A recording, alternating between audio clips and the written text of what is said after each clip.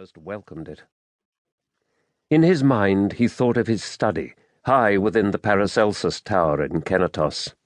A cup of honeyed tea in his hand, soothing a sore throat or warming him before bed. There were books to read, so many books to read. Books written by the Vettier on plants and spirit life.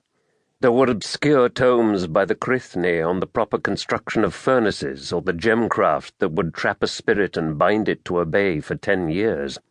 Even more obscure, the writings of the Priachan on lurid trading or the gossip of kings and thrones in distant lands, of queens and killers and the diplomacy of poison. But his favorite works were the writings of 100 generations of Paracelsus, each more cryptic and awe-inspiring than the last. Another 25 years, and he would still not have read them all, but he desperately wanted to. It was that desperation, in the end, that kept him moving, preventing him from collapsing in gibbering fear and accepting his approaching death.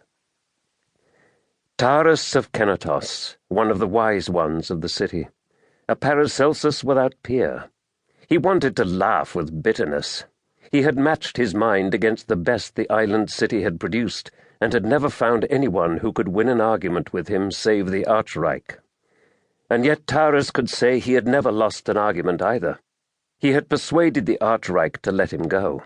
It was almost worth accepting death instead of admitting how wrong he had been to venture into the Scourgelands, how foolish he had been, how unprepared he was to face the wicked beings permeating the maze of oak trees known as the Scourgelands. There was blood on his hands, so much blood. They had trusted him, and he had failed them. A snap from the side alerted him to danger. Already he started to summon power to defend himself. The fear was so sudden that he nearly abandoned the words that would tame it. He realized with horror how close he had been to unleashing it untamed, an act that would have resulted in irrevocable madness. Had not the Paracelsus writings warned of it? Discipline, self-discipline. It was the only way to stay sane. Tyrus swung his fist around and then saw her. It was Miranda. The Druidecht was alive? "Tyrus!" she gasped. Her face was white, her robes soaked in blood. Dead leaves were tangled in her hair. Her left arm pressed against her side at an awkward angle, likely broken. "Miranda," he said in amazement, stopping. Are you alone?" She nodded in exhaustion, her eyes fluttering. "Are you really Miranda Druidecht?" he demanded, studying her face. He could not trust anything right now, least of all his senses. The black ring on his finger burned with heat. "I am," she answered, and the ring throbbed. "Who did you think I was? Your sister?" There was pain at the word. He clenched his teeth, trying to control it. "She died long ago, Miranda, long ago. Do you know where you are?" Miranda nodded, approaching. She doubled over in pain. "I am weak, Tyrus, but I know how to escape. I know the way out, but they hunt me. They are coming again. I lack the strength." "Where is Abu Jaud?" Tyrus asked. "He would not have left your side unless—" He choked, unable to say it. Abu Jaud was a bhikkhu, the most talented bhikkhu in a generation, a natural with any weapon or with his hands and feet alone. Surely he would have survived the Scourgelands. Tyrus had assumed Miranda would have fallen first.